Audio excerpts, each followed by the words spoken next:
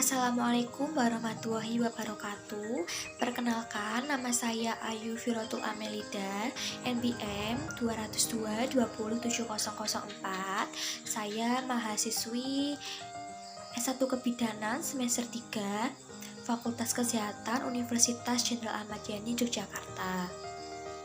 Di sini saya akan mempraktikkan konseling KIE mengenai mitos-mitos yang masih terjadi di daerah saya dalam kasus kebidanan untuk memenuhi tugas mata kuliah komunikasi efektif dalam praktik kebidanan.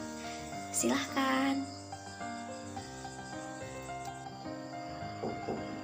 Assalamualaikum. Waalaikumsalam, Bu. Silakan masuk, Bu. Silakan duduk. Terima kasih. Baik, Bu. Bagaimana kabarnya hari ini? Alhamdulillah baik, Bu. Syukur alhamdulillah jika baik. Perkenalkan, nama saya Bidan Ayu, bidan yang bertugas di klinik ini. Apakah sebelumnya saya boleh menanyakan identitas diri Ibu terlebih dahulu? Boleh, Bu. Baik, Bu. Baik, nama Ibu siapa, Bu? Irma, Irma. Usia berapa ya, Bu? 26 tahun. Baik.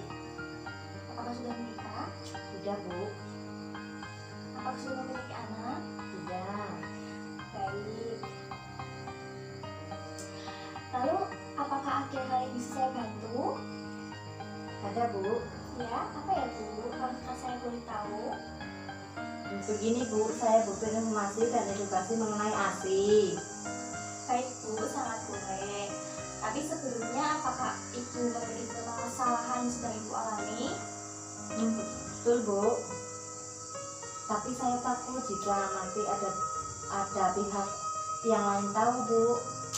Baik, Bu, sebelumnya akan saya tekankan bahwa Ibu tidak perlu khawatir akan privasi dan rahasia dari cerita, permasalahan maupun keluhan Ibu yang akan Ibu sampaikan kepada saya. Saya insya Allah amanah dalam menjaga kerahasiaan ya, Bu. Apakah Ibu percaya dengan saya? Iya, Bu, saya sangat percaya dengan Ibu. Baik, Bu, terima kasih. Baik, Bu, Ibu boleh langsung menceritakan apa permasalahan yang sedang Ibu alami. Baik, Bu, jadi begini, Bu, anak saya sudah hampir 3 minggu flu dan tidak kunjung sembuh dan sudah diperiksakan dan belum ada perubahan yang signifikan. Tetangga dan orang tua saya itu menyalahkan saya, Bu, karena menganggap anak saya flu itu penyebabnya karena sering saya minum es, sehingga menyebabkan anak saya sakit karena masih diberi ASI. Lalu setelah itu, Bu, saya juga kan pengen makan pedas, Bu. Lalu saya juga ditegur karena itu, Bu, katanya kalau makan pedas aslinya jadi kurang enak, kurang bagus karena nanti akhirnya menyebabkan diare. Apakah itu benar, Bu? Baik, Bu, jadi begitu ya, Bu. Apakah selain orang tua dan mertua itu masih ada yang menganggap bahwa minum air es dan makan makanan pedas akan mempengaruhi rasa ASI, Bu? Ada, Bu. Semua orang bilang begitu, Bu. Katanya kalau makan pedas atau minum es itu akan merubah rasa ASI menjadi pedas atau gimana, nanti akan anaknya bisa flu atau diare, Bu, katanya, Bu. Baik, Bu, maaf, saya akan bertanya lagi ya.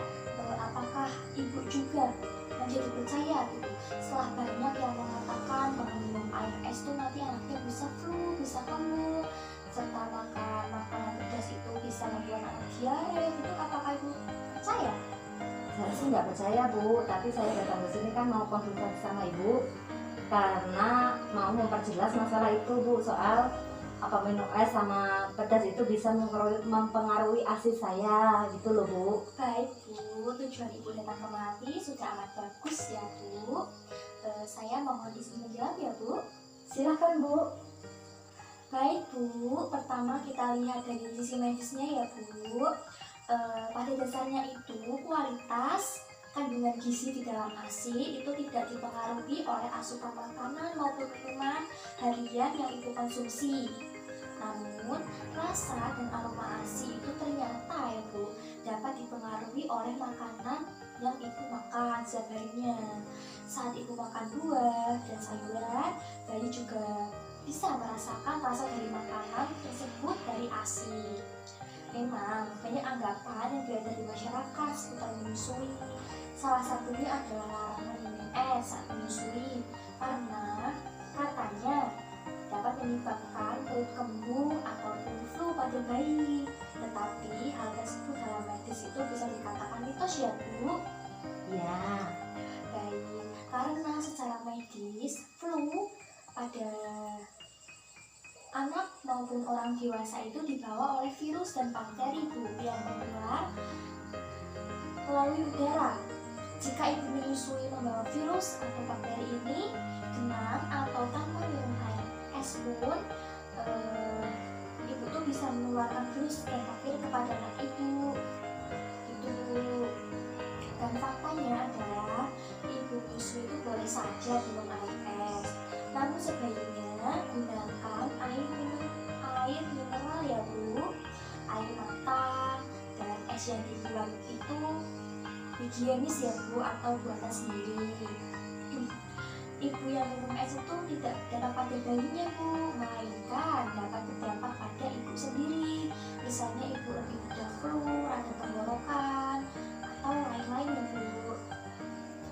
Adapun mengenai perut kembung pada bayi, itu dapat disebabkan karena ibu mengonsumsi makanan yang mengandung banyak gas Bu, seperti kol, cookies, brokoli, atau minuman bersoda Bu.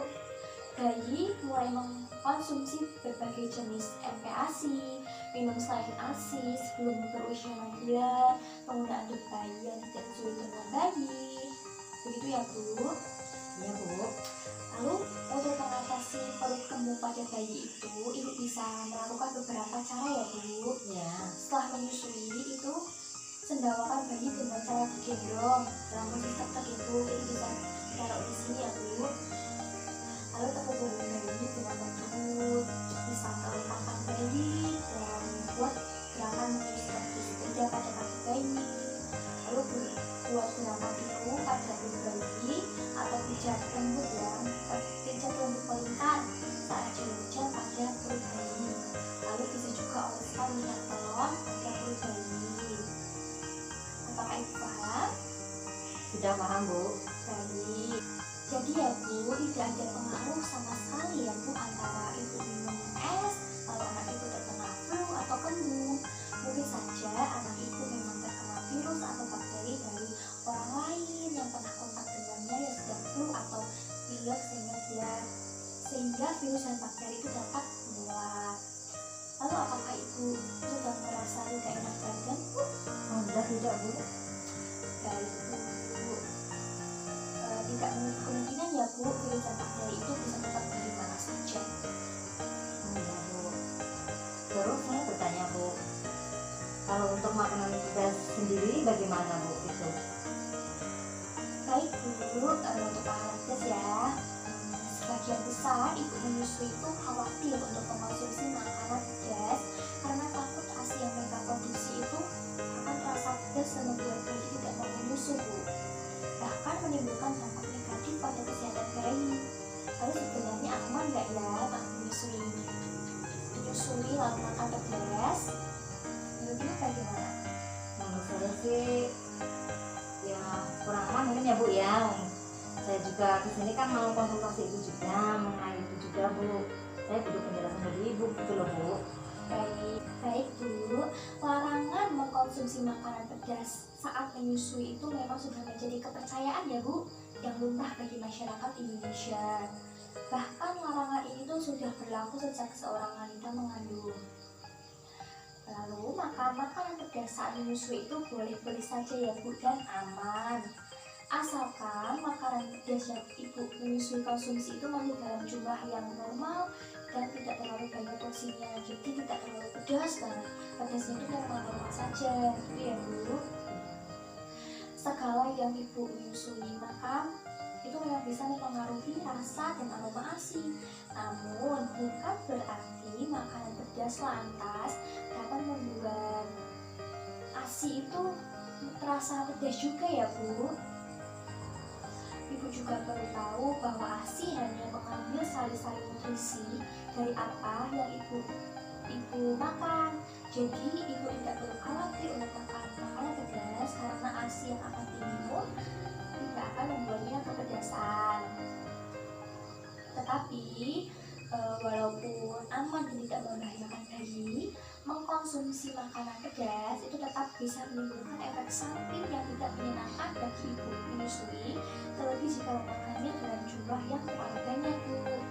Ini dikarenakan kandungan capsaicin pada makanan pedas bisa mengiritasi lambung selama proses pencernaan terjadi. Oleh sebab itu, konsumsi makanan pedas itu seperlunya saja ya, Bu, karena dapat menyebabkan gangguan pencernaan, mulai dari diare, nyeri perut, hingga paling gejala mah atau penyakit asam lambung atau GERD. Begitu ya, Bu? Ya Bu, udah jelas. Alhamdulillah udah paham. Baik, Bu. Jadi ya, Bu, intinya itu ibu menyusui masih boleh makan makanan pedas, tetapi ingat aturan dan sewajarnya saja ya, Bu. Saat makan makanan pedas saat makan makanan pedas, lihat kondisi tubuh anak juga, apakah dia menunjukkan tanda alergi atau tidak dengan kandungan capsaicin pada cabai. Begitu ya Bu ya. Iya, Bu. Sebelumnya ini saya boleh menunjukkan video, Bu, agar ibu lebih paham dan mantap dengan informasi yang saya berikan ini. Boleh Bu. Baik, Bu, sebentar ya, Bu. Ya. Baik, Bu, ini videonya, silahkan ditonton ya, Bu. Ya. Makan pedas karena saya suka pedas. Ini masih ada yang simpang siur ya, ditanya ada yang bilang boleh, ada yang bilang nggak boleh juga. Nanti saya akan sertakan sebenarnya makanan pedas ini boleh nggak sih konsumsi waktu hamil, dan tentunya juga beberapa makanan minuman yang nanti saya juga sertakan yang boleh dikonsumsi, yang nggak boleh dikonsumsi sewaktu sedang menyusui. Kira-kira seperti apa? Tonton video berikut ini.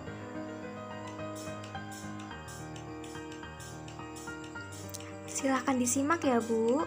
Iya Bu. Oke, jadi tentunya senang banget bagi Anda calon ibu yang sebentar lagi mau melahirkan. Yang paling penting kalau bisa menyusui eksklusif ASI ya. Atau bagi Anda yang habis melahirkan, bayinya masih kecil, masih di bawah 6 bulan, Anda menyusui eksklusif, bagian cuma minum ASI aja. Ya, sebenarnya makanan sewaktu sedang menyusui ini sebenarnya ada pantangan khusus ya. Artinya bahwa ASI kita itu terutama yang buat saya itu sebenarnya bisa berfungsi juga menyaring. Jadi artinya nutrisi yang enggak bagus itu sebenarnya bisa. Cuma memang ada beberapa yang sebaiknya harus dihindari, yang Anda konsumsi atau dibatasi lah jika sedang Anda menyusui. Yang pertama adalah makanan atau minuman yang mengandung kafein. Kafein kalau kita tahu biasa dari kopi, tapi sebenarnya juga ada kandungannya pada teh, kemudian soda, minuman berenergi, ya, kemudian juga ada pada coklat, ya, biasanya kalau selain coklat itu, ini sebenarnya juga ada kafein. Kafein sewaktu menyusui sebenarnya kenapa nggak boleh banyak-banyak ya, maksudnya kalau misalkan Anda ngopi, ya sehari maksimal 2 cangkir sebenarnya nggak ada masalah. Cuman kalau menyusui sebenarnya ya ditahan dulu lah untuk minum kopi atau makan makanan yang mengandung kafein itu tadi. Kenapa nggak boleh? Karena kafein ini bisa larut pada ASI, ya. Kafein ini sebenarnya fungsinya bagus untuk fungsi jantung kita kalau kita dewasa. Tapi kalau pada bayi, ya ini nggak bagus juga. Kadang-kadang bisa bikin bayi jadi nggak bisa tidur salah satunya, atau gangguan pada irama jantungnya. Meskipun sedikit, nah, namanya bayi ini bukan manusia mini, tapi memang dia berbeda dengan kita. Dengan dosis tertentu pada kita nggak ngefek, tapi pada bayi itu ngefek. Jadi sebaiknya hindari dulu ya. Bagi Anda yang hobinya ngopi atau ngafe, ya bolehlah 1 cangkir sehari, 2 cangkir maksimal, jangan lebih-lebih. Atau kalau bisa ya jangan setiap hari juga. Kalau pengen aja memang harus sudah aku pengen ngopi ya nggak apa-apa, tapi jangan terlalu sering, oke? Nah, kemudian adalah makanan-makanan yang seperti sayur, contohnya seperti brokoli lah, ya. Beberapa sayur seperti brokoli,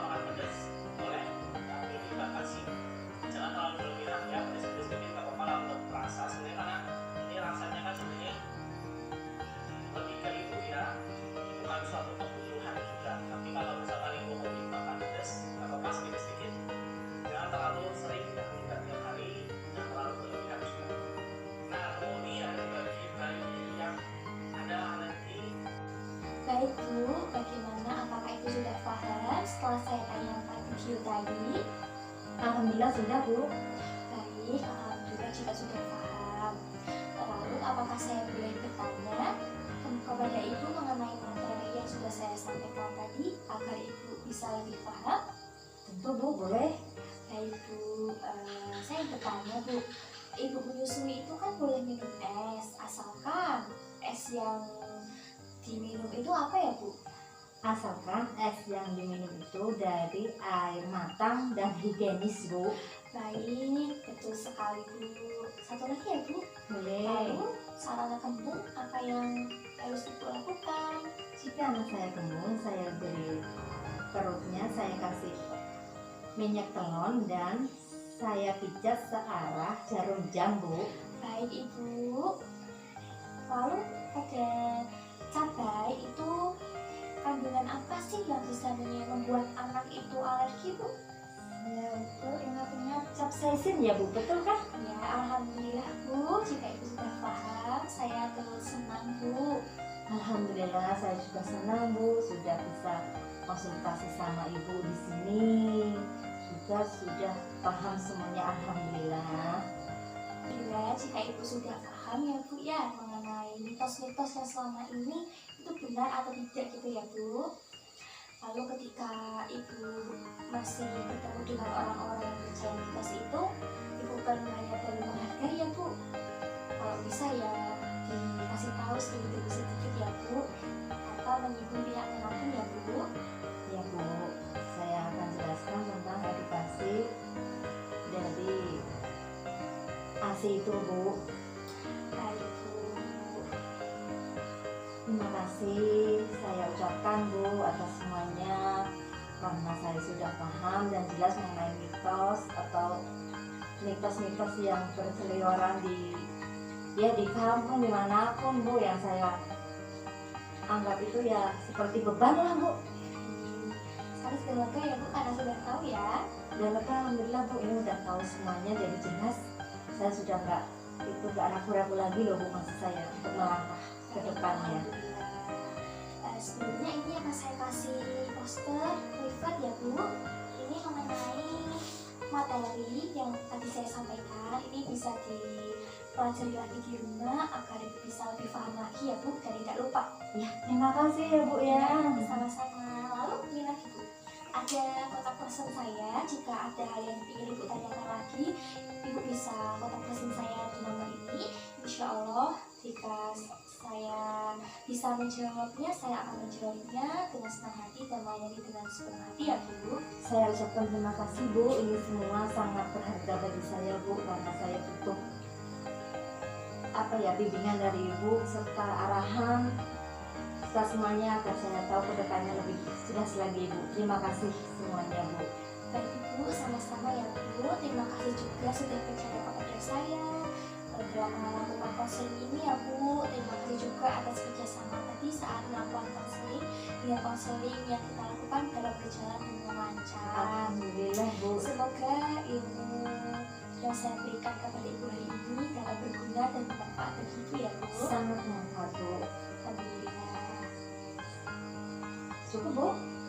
Saya Siap. permisi Bu. Baik. Assalamualaikum warahmatullahi wabarakatuh Bu. Waalaikumsalam Bu. Hati-hati di jalan ya Bu. Terima kasih Bu. Sama-sama. Hati-hati ya Bu. Iya. Baik teman-teman, jadi kesimpulan dari video yang saya tampilkan tadi adalah masih banyak mitos yang berseliweran di daerah saya.